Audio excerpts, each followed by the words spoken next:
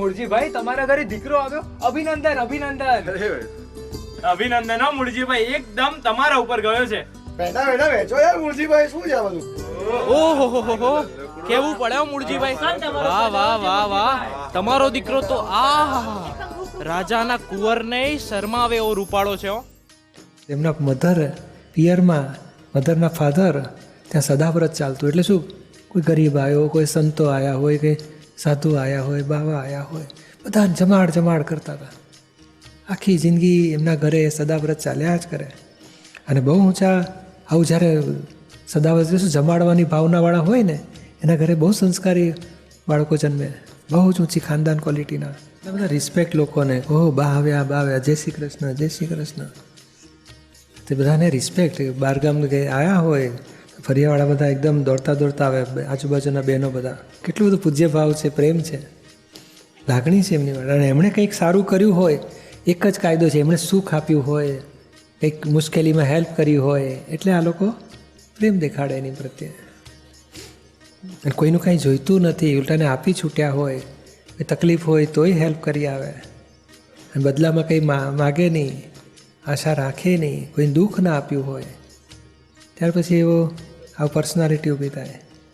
માત ઝવેર બાકુંખે જન્મ્યા દૈવી રત્ન ચિંતામણી રે મંગલ મર્મ શ્રી મૂળજી ભાઈ મૂળી જનક પરમેશ્વરી રે.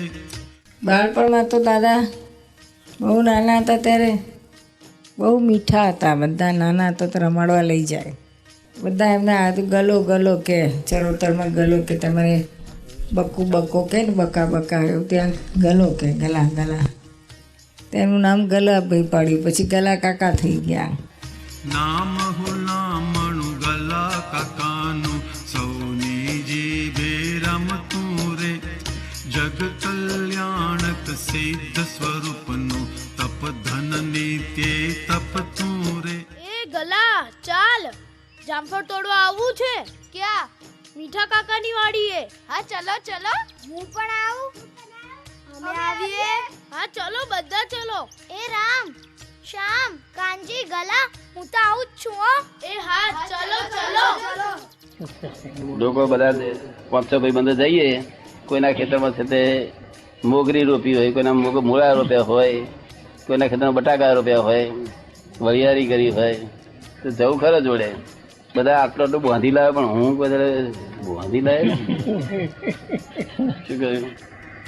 બાએ મને કહેલું કે ભાઈ થોડુંક ચાખવા તેટલી મોગરી ના લાવ્યો. ના, એ પાછું કેવા પાંચગડ કરીએ. આપણે તો ખાવા જઈએ છીએ, દેવા જતા નથી. શું કહ્યું? ખાવા જઈએ છે. એટલે સંગ્રહ કરવાની ટેવ જ નહીં ને, પાંચગડ જ નહીં ને. લોભ નામનો ગુણ પહેલે જ નહીં, બિલકુલ સર્વાંશ બંધ. એક માન હું કંઈક છું. 13મે વર્ષે સિંહનાદથી પડકાર્યા ભગવાનને રે મારો ઉપરી કોઈ નથી, હું છું ઉપરીનો ઉપરી રે. ચાલો અંબાલાલ, આ તમને આટલી રકમો પાટિયા ઉપર લખી આપી છે ને, બરોબર, એમાંથી લઘુત્તમ ખોળી આપો. સ્કૂલમાં ભણાવતી વખતે માસ્તરે કહ્યું કે લઘુત્તમ શીખવાડવા ત્યારે મને કહે લઘુત્તમ એમ નામ કહેવાય કે જે આ બધી રકમોમાં નાનામાં નાની રકમ છે અને તે અવિભાજ્ય જોઈએ. કેવું? તો હું તે વખતે માણસોને રકમ કહેતો હતો. રકમો, આ રકમો સારી નથી, એમ આ રકમો સારી નથી એવું બોલતો હતો. મને માફક આવી ગયું કે રકમો અવિભાજ્ય રકમ અવિભાજ્ય સ્વરૂપે બધામાં છે. એ લઘુત્તમ તો પરમાત્મા જ છે. હા, બધા જ ક્રિએચર ની અંદર અને વેરાયટીઝ ઓફ ક્રિએચર, ક્રિએચર ની વેરાયટી જ છે. ભગવાન લઘુત્તમ ભાવે રહેલા અવિભાજ્ય રીતે. એ મને 14 વર્ષની ઉંમરે સમજાઈ ગયા. હા, એમનો ધ્યેય શું હતો? એ છે મને ઉપરી પોસાતા નહોતા, મને ભગવાન જાણવા હતા. સાચો ભગવાન ક્યાં છે, શું કરે છે, કેવા સ્વરૂપે છે, એ પ્રાપ્તિ માટે મારું જીવન હતું. અને શોધતા પછી જીવનમાં જે ભણતર આવ્યું, ફાધર મધર ભાઈ ભાભી બધા જીવનમાં આવતા ગયા વ્યવહારમાં, પણ એમનું ચિત્તમાં આ શોધખોળ એમની અટકી નહોતી અને છેવટે પ્રાપ્ત કરીને રહી શક્યા. વ્યવહારી રૂપક ઠેકેદાર જીવનના વતરાવે રે અમૂર્ત મોક્ષયતે ઠેકેદાર અમર પદ સોહાવે રે આદરણ ભૂમિના દાદા ભગવાને ધર્મ બિયાવા વિતરાગવાવ્યા મરમ અલખના પ્રદીપ પ્રકાશી કશાયોની હોળી મંદારે ડુબાવી પ્રગટ પ્રભુનું મહાત્મ પ્રગટ પ્રભુનું મહાત્મ ન ભૂતો ન ભાવી પ્રગટ પ્રભુનું મહાત્મ ન ભૂતો ન ભાવી દાદા પ્રગટ પુરુષ પટેલ અંબાલાલ માહી દાદા પ્રગટ પુરુષ પટેલ અંબાલાલ માહી 14 લોકનો નાથ છે દાદા. આ તો આ ન હોય, આ દાદા ભગવાન આ જે દેખાય છે ને તે તો એમ પટેલ છે. એ શું છે? ભાદરો ગામ ના પાડીદાર કેવા છે? અને કંટ્રાક્ટર ભગવાન લખ્યા છે પાછો ધંધો નાગો કોન્ટ્રાક્ટર નો કેવો. પણ મહિમ ભગવાન પ્રગટ થઈ ગયા 14 લોકનો નાથ. કંટ્રાક નો નાગો ધંધો તલવારો અનેક કંટ્રાક નો નાગો ધંધો તલવારો અનેક નિર્લેપ અસંગ સદા જળ કમલવત ભાઈ વડોદરા રે ભાઈ કે છે ઘેરે રે અને કંટ્રાક્ટ નું કામ કરી ગયા એ મારે સારું સ્વતંત્ર જવાનું વાતચીત કરી સતી કરવાનું ચોપડી વાંચી હોય માતાજી કામ કરતા આ આવડી અનંત સરકારનું ભેગું થયેલું જ્ઞાન ખૂટ્યું હોય નહીં ને આવું અક્રમ જ્ઞાન પ્રગટ્યું અક્રમ જ્ઞાન પ્રગટ્યું 10 લાખ વર્ષે આજ અક્રમ જ્ઞાન પ્રગટ્યું 10 લાખ વર્ષે આજ પામો ભવ્યો મોક્ષદાન જ્ઞાની કલાકમાં. જ્ઞાની પુરુષ ભાગ 3 માં આવશે. ધંધામાં કેવી રીતે એડજસ્ટમેન્ટ, બધું પૈસાની આવક જાવક વધાર વચ્ચે કેવા એડજસ્ટમેન્ટ લેવા પડ્યા એમને. છતાંય પૈસા પ્રત્યે આટલી મમતા નહીં, મોહ નહીં, લાલચ નહીં, અને જીવન જીવ્યા અને કહે ને કે વિતરાગ રહી શક્યા. એટલે સુપર હ્યુમન બધું મને 23 વર્ષે મારા ફ્રેન્ડ સર્કલ સુપર હ્યુમન કહેતા હતા કે તમે સુપર હ્યુમન છો. કારણ મેં મારા ધંધાની ચિંતા કોઈ દાડો મેં ધંધા વિશે બધી વિચાર નહીં કર્યો. મારે ઘરે જે આવ્યો તેને કેમનું ચાલશે, નોકરી મળી કે નહીં મળી, તારા ધંધો પર ચાલે જ નહીં ચાલતો, તમારું આમ થયું ના થયું, બાયરી જોડે વરવાડી દીધી, રાગો પડી નથી પડ્યું, તો આપઘાત કરવાના કદાચ વિચાર કરતા બંધ થઈ ગયા કે નહીં થઈ ગયા. આનું હાથ કરેલું છે. આખું શું થયું એ જ્ઞાન થતા બધી.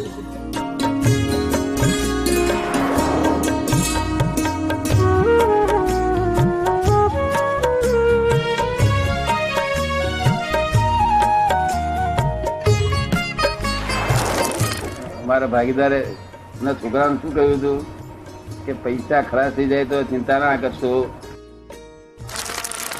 દાદા આ દાદા ની હાજરી એ જ શ્રીમંતાઈ છે કે છે. શું કે છે? દાદા ની હાજરી એ શ્રીમંતાઈ છે. હા, નરી નરી નરી દુઃખ નહીં, રૂપિયા નહીં હોય તો નથી આવીને ભરે. મોટા મોટા કોન્ટ્રાક્ટ રાખતા હતા. શું લાખોના મોટા મોટા એ જમાનામાં મોટા મોટા જેટી બાંધવાનો, પછી રોડ બાંધવાનો, બધી ઘણી બધી જેટીઓ બાંધેલી એમને. મુંબઈમાં એલિફન્ટાની જેટી બાંધેલી, રત્નાગીરીમાં જયગઢ ને બધી મોટી મોટી જેટીઓ બાંધેલી.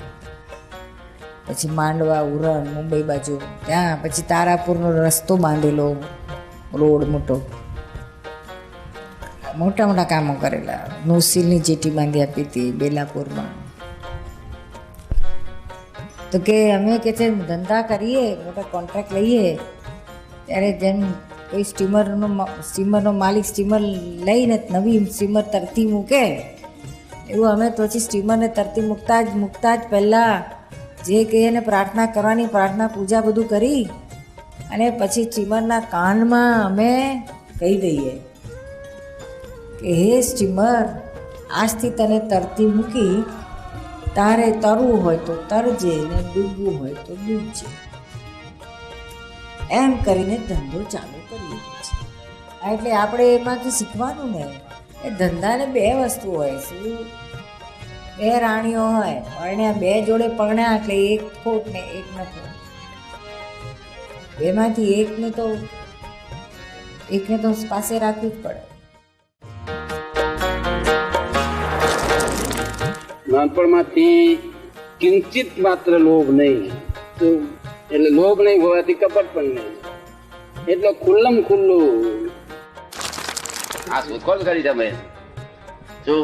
અને હું દરેક બાબતો ખુલ્લી જ કરી દેતો. જ્યાં ધંધામાં દેવા થયેલા ને ત્યારે દેવું કહું બધા, દેવું અમારે તો કમલે ખૂબ વધી ગયું. શું કહે? એટલે મન છે ત્યાં બિલકુલ મન તો એમાં જ સમજી ગયેલું કે આમની જોડે ભાઈ નહીં બા. વ્યવહારમાં જો બહુ દેવું વધી ગયું છે, કોઈ પૈસા આપે ને મો ના હાલે, ના હાલે તારે ફરી દેવું વધે નહીં ને.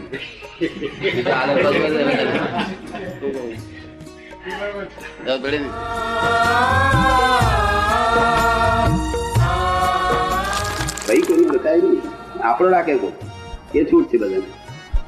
પણ તમે મને ધક્કો માર્યો, હું તમારા બીજા ધક્કો મારું, એ મોક્ષમાં જતા રહેવાનો કાયદો નહીં. ભલે ને બધે આપણો ભાવ બગડવા નહીં દેવાનો.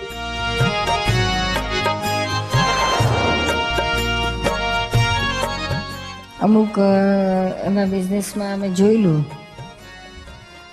અમુક પીરિયડ એવો હતો કે જબરદસ્ત હેવી લોસ હતો.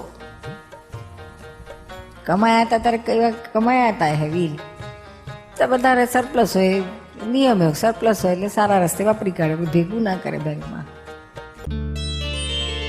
It's Dada Bhagwan Foundation presentation.